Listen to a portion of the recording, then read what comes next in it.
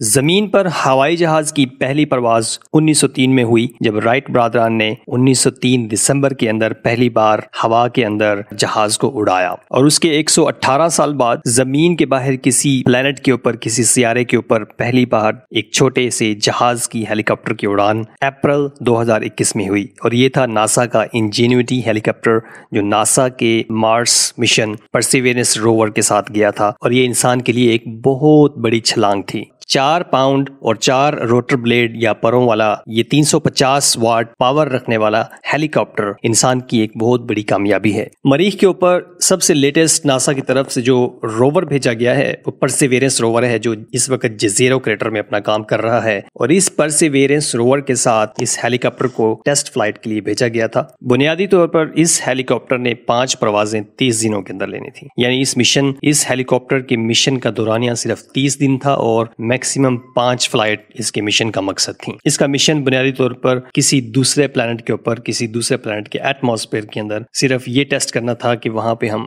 Helicopter या उड़ने वाली चीज को कंट्रोल कर सकते हैं कि नहीं। मरीख का एटमॉस्फेयर या उसकी फिजा आप जानते हैं इंतहाई पतली है, लतीफ है। जमीन की फिजा की निस्बत मरीख का जो एटमॉस्फेयर है वो 1% भी नहीं है अपनी डेंसिटी, अपनी कसाफत के लिहाज से। तो ऐसे माहौल के अंदर हेलीकॉप्टर को उड़ाना इंतहाई मुश्किल काम था। ऐसी कम कसाफत वाले माहौल के अंदर हेलीकॉप्टर को उड़ाने के लिए इसके जो रोटर ब्लेड्स थे उसके आरपीएम बहुत ज्यादा रखे गए, तकरीबन 2400 से 2900 आरपीएम। और इसी वजन के हेलीकॉप्टर को जमीन पर उड़ाने के लिए इससे 10 गुना कम आरपीएम या रेवोल्यूशंस पर मिनट चाहिए होती हैं। और क्या आप जानते हैं कि इस हेलीकॉप्टर ने कितनी फ्लाइट्स ली? 5 नहीं बल्कि 72 फ्लाइट्स ली। और 30 दिन नहीं, 3 साल तक ये मिशन चला। तो 3 साल के अंदर 72 फ्लाइट्स, 72 फ्लाइट्स के अंदर 129 मिनट की इसके फ्लाइंग आवर्स हैं। 17.7 किलोमीटर इसने टोटल डिस्टेंस कवर किया। और मैक्सिमम इसकी जो वर्टिकल हाइट जहां तक गया, बुलंदी तक गया, ये तकरीबन 24 मीटर या 79-80 फीट बनती है। 18 जनवरी को इस हेलीकॉप्टर की आखिरी फ्लाइट थी।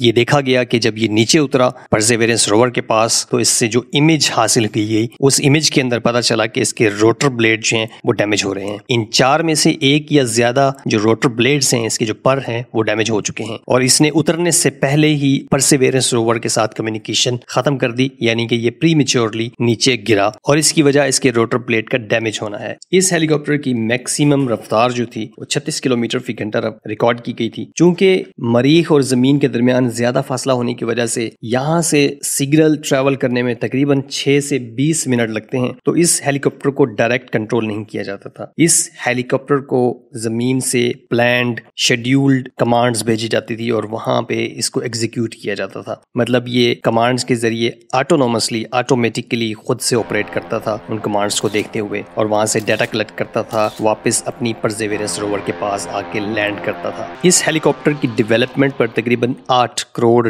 खर्च आया है और $50 लाख के करीब इसकी ऑपरेशनल कॉस्ट थी। मतलब $8 से $9 करोड़ के अंदर 3 साल के अंदर इस हेलीकॉप्टर के ऊपर खर्चा आया है। और ये इसकी डेवलपमेंट टीम है जो आप देख सकते हैं। मरीख के ऊपर मुस्तकिल ठिकाना बनाने और इंसानी आबादकारी के लिए इस तरह के इंजीनियरिंग प्रोजेक्ट्स की कामयाबी बहुत कारआमद साबित होगी। Thank you so much for watching. Allah Hafiz.